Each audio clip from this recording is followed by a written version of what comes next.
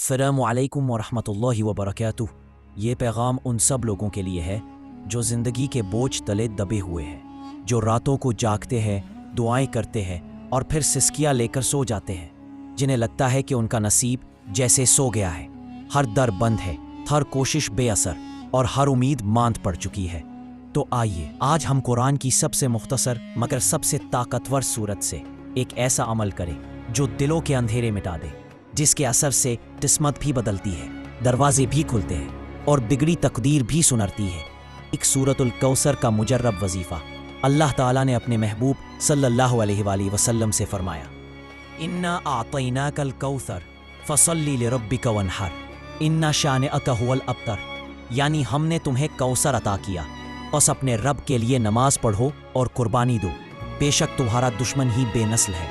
یہ سورت خیر کا دروازہ ہے، یہ سورت اللہ کی بخشش کا پیغام ہے، اور یہی سورت آپ کی بند تقدیر کو جگانے کا ذریعہ بن سکتی ہے۔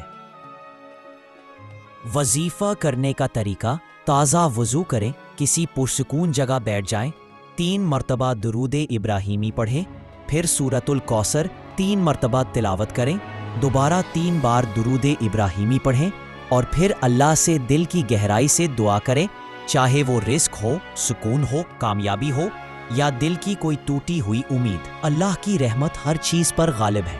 یہ عمل 21 دن تک روزانہ کریں، انشاءاللہ آپ خود اپنی زندگی میں تبدیلی محسوس کریں گے۔ آخر میں ایک دل کی بات، اگر آپ کو اس ویڈیو نے دل کو چھوا، اگر آپ نے اپنے اندر کوئی روشنی محسوس کی، تو برائے کرم اس ویڈیو کو زیادہ سے زیادہ لوگوں تک پہنچائیں، شاید کسی ایک ٹوٹے دل کی زندگی سنور جائے۔